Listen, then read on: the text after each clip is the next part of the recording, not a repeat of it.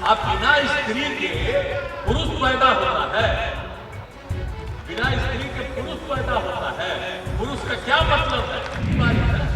महिलाओं को 50%, चाहे पंचायत का चुनाव हो या नगर निकाय का चुनाव हो, इस देश में कभी नहीं था। और जो काम करने वाले नहीं है वही ज्यादा रोज बोलते रहते, कुछ करना ही नहीं है और वही बोलते रहते हैं। अलर्ट रहिए। जब हम लोगों को काम करने का मौका मिला तो किस तरह से समाज के हर तबके के उत्थान के लिए काम किया। क्या स्थिति थी महिलाओं की, कितनी कम लड़कियां पढ़ पाती थी। आप जरा सोच लीजिए, अनुसूचित जाति, अनुसूचित जनजाति, अति पिछड़े वर्ग, मुस्लिम समुदाय, कहां पर कितनी कठिनाइयां थी, लेकिन सब लोगों के एकजुट करने के लिए और सबके लिए, सबकी पढ़ाई के लिए और एक एक चीज किया। और याद करिए ना, जब मौका हम लोगों को मिला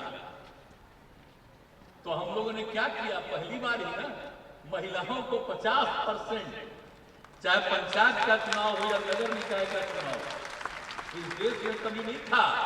जो कानून बना था उस समय हम एमपी भी थे और पंचायती राज का जो बना था उस कमेटी में भी हम थे, और जो तय हुआ था पूरा भिड़े हुए, तो उसमें तो था न्यूनतम 1/3 महिलाओं को मिलना चाहिए।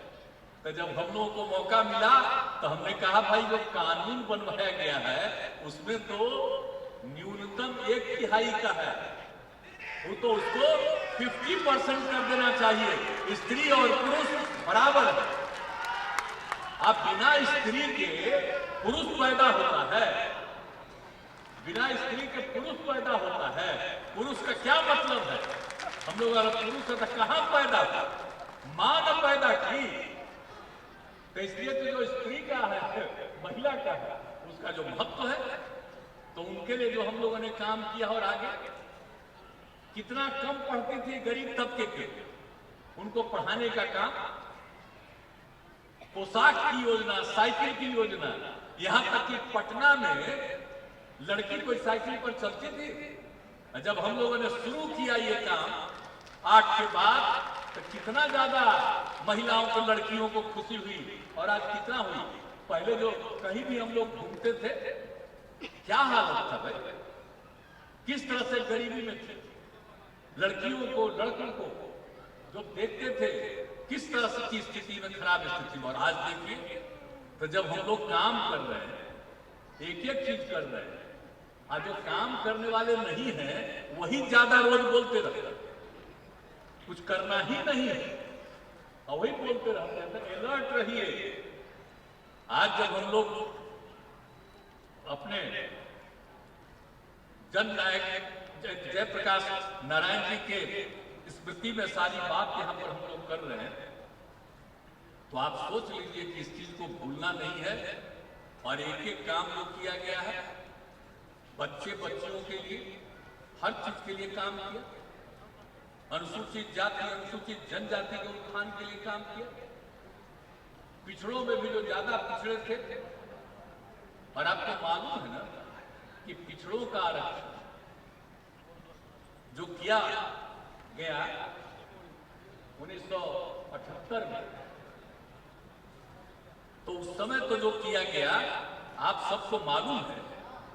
और उसके बाद से, उस समय से न हम लोगों को जब मौका मिला, तो जब कुछ हुआ तो हमने कर दिया कि भाई पिछड़ा ने अति पिछड़ा का, चूंकि 2000 में पिछड़ा अति पिछड़ा दोनों का आरक्षण हुआ था चुनाव के लिए, तो उसको कोर्ट ने रोक दिया था।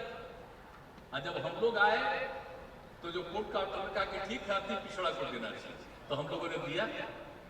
आप सोच लीजिए, 4 बार चुनाव पंचायत का हो गया, 3 बार नगर निकाय का, फिर कुछ हो गया, तो हम लोग तो फिर जाके पूछने वाले कि अरे भाई आज का नहीं है, ये कब का है।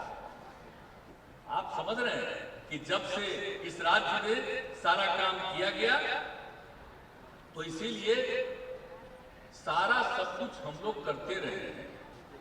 और हम लोग तो आप जानते ही हैं कि हम सब लोग एक दूसरे के प्रति हम लोगों का जो श्रद्धेय है और किस तरह से उनके विचारों को हम लोग पूरे तौर पर इस देश में लागू करने की कोशिश हम लोग करते हैं।